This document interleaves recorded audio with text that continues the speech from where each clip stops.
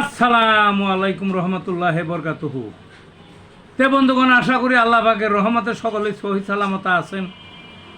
তে কবি কাজী এক্কাশালী ইউটিউব চ্যানেলের পক্ষ থেকে আপনাদের সকলের প্রতি রইল একান্ত শুভেচ্ছা ও ভালোবাসা। তে বন্ধুগণ, এখন আপনাদের সামনে সময়ের সবচাইতে যে আলোচিত প্রসঙ্গ ৭২ বনাম ২৪, এইটার উপরে আমি যে কবিতাটা রচনা করেছি গতকালকে, সেই কবিতাটাই পাঠ করবার চেষ্টা করব। এই কবিতাটা পাঠ করলে অনেকেরই অনেক দ্বিধাদ্বন্দ্ব আশা করি এই বিষয়ে মুছে যাবে। কারণ সারা দেশ বর্তমানে দুইটা ভাগে বিভক্ত। এক দলে কয় ২৪ বড়, আর এক দলে কয় ৭২ বা ৭১ বড়। বুঝলেন না, দুইটা ভাগ হয়ে গেছে বাঙালি জাতি। তো তার একটা সমাধানের চেষ্টা বা একটু বুঝবাজ দেওয়ার চেষ্টা করতে হবে। তো সে বুঝবাজ দেওয়ার চেষ্টা করা হয়েছে এই ছোট্ট ২৪ লাইনের কবিতাখানিতে।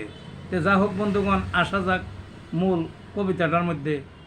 ৭২ বনাম ২৪।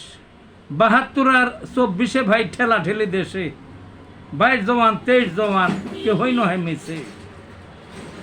জনমতে বিভক্তি আজ দেশবাসী দুই ভাগে, এক দলে চায় ৭২-এর সংবিধানটা আগে, আরেক দলে ২৪-মুখী যুক্তি তো কম নহে।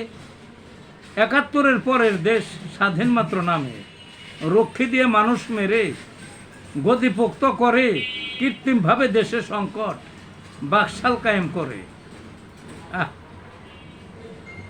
২৪-মুখী এমন যুক্তি ফেলার কিন্তু নহে, লোটেরা সব পালিয়েছে লেজ গটিয়ে তলে।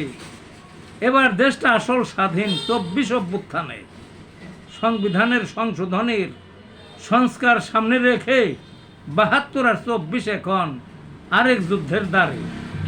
এই ছিল বন্ধুগণ কবিতাটাতে। ভালো থাকুন।